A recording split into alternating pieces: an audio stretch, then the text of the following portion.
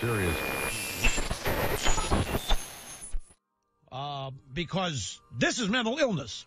This is bordering on delusion. It really is incredible. So we ought to register these journalists. We ought to do background checks on these people to see which of them are mentally ill. And if they are, deny them access to the public airwaves and the newspapers. Because they're dangerous. They're dangerous. They're dangerous. They're dangerous.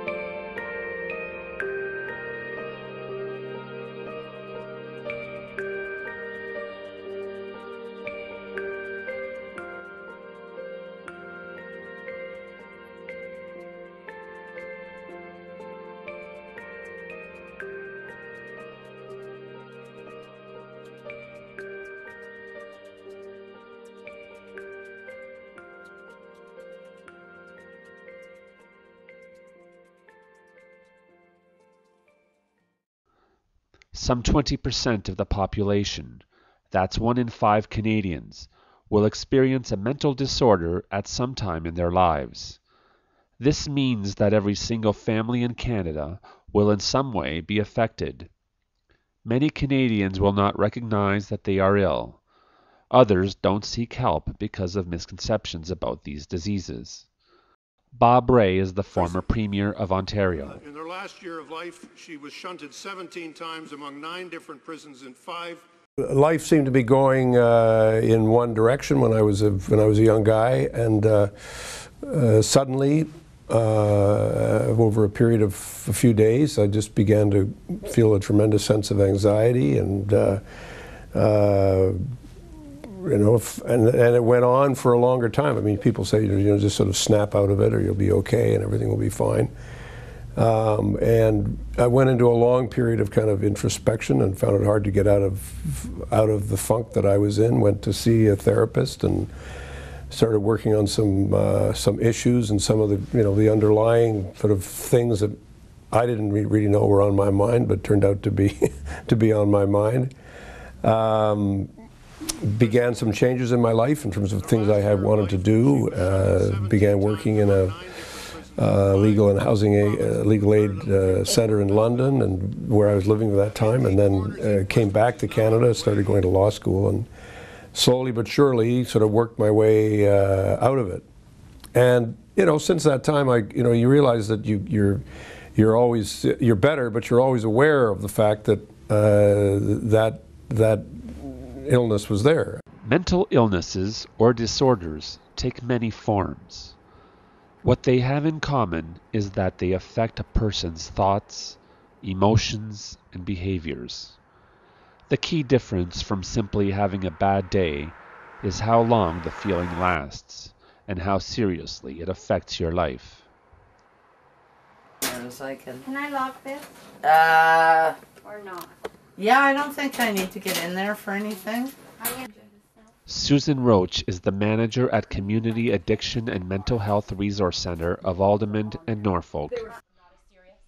Well, it's interesting because the Canadian Medical Association did a survey and they asked people, what is mental illness? And something like 50% of people, are actually a bit higher, said mental illness is just an excuse for bad behavior. And, you know, like, and that just is that whole field thing. This is an illness that we need to be dealing with. It's an illness that we need to stop and say, this person needs some help and they need some treatment. Not, oh, well, it's an excuse for bad behavior. When I'm profoundly depressed and can't get out of bed, it's not a choice. That's the illness raising its ugly head. And if people have that attitude that, well, you're just making a choice, well, then I'm not going to get a lot of support. Carrie is a program assistant for Dunville and Simcoe. People that are living with a mental illness a lot of times don't get diagnosed. Quite often a person living with bipolar usually takes 8 years and 4 doctors later before they will actually be diagnosed, and then it's trial and error with the medications. You know, an aspirin might work for your headache, but it doesn't work for mine. It makes me ill. So it's just trying to find the right components with the medication and being isolated. Isolation is a big thing, and that's where stigma comes in. Once people have the stigma, are stigmatized, they don't want to associate or communicate or have anything to do with a person living with a mental illness. Right. Unlike me, I'll go out on the streets and I'll talk to the people that are sitting on the sidewalk, and, you know, a 200-pound male that's in a pink skirt and a purple cowboy hat, and I'm parking my butt beside him going, hey, how are you tonight? Conditions that could be defined as mental illness are surprisingly common. Taking the time to learn about mental illness could make all the difference to you or to someone you care about. In Canada, mental illness is the second leading cause of human disability and premature death. About 4,000 Canadians commit suicide each year, and it is the most common cause of death for people aged 15 to 24. Mental illness is a factor in most suicides. When I first started talking about my own experiences with depression, a lot of people who were friends of mine and wanted to do me a favor said, don't talk about it because it's going to affect your career. You know, people are going to label you and you're going to be stigmatized and you're going to be seen as somebody who has a problem, because once you've had the problem, they'll say, well, you'll never get rid of that problem. You'll always have the problem.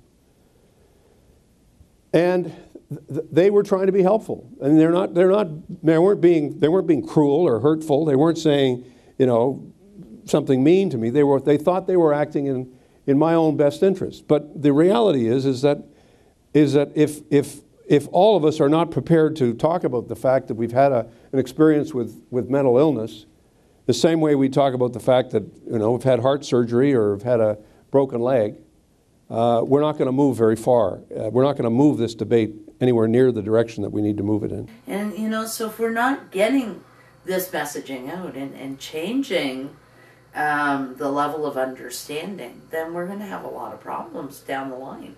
You know, we keep, yes, you know, early intervention is so important, but early intervention is never going to happen to end the problem. Not if healthcare professionals are the one pushing it. If healthcare professionals aren't recognizing it, or families don't feel comfortable to take somebody to get them assessed and diagnosed and treated, if that fear that stigma breeds is allowed to continue, then we're not going to achieve anything in terms of getting people in earlier, getting them treated faster. And I don't just mean faster by, you know, getting in to see the doctor in a really super timely fashion. But if we can go from somebody starts having symptoms to they get their treatment much earlier, the chances for recovery are so much better. The chances that it doesn't do as much damage to their long-term ability to be, you know, good citizens and all those things that we want people to be. But it's like, mental illness is like any other health problem. The longer it's left untreated, the harder it is to treat, and the less, positive impact we can have in the way of treatment. Sue is a volunteer recovery facilitator. If you suspect and if you have a mental illness, whether you're on medication or not, and you need help, please get it. Don't worry about what other people think. Don't worry about what other people do. You're doing it for you. The sooner you feel well, because you will feel well, the greater gifts you'll get, for sure. Because if you feel well, the gifts will come for you. And good people who do good things get back good things. So.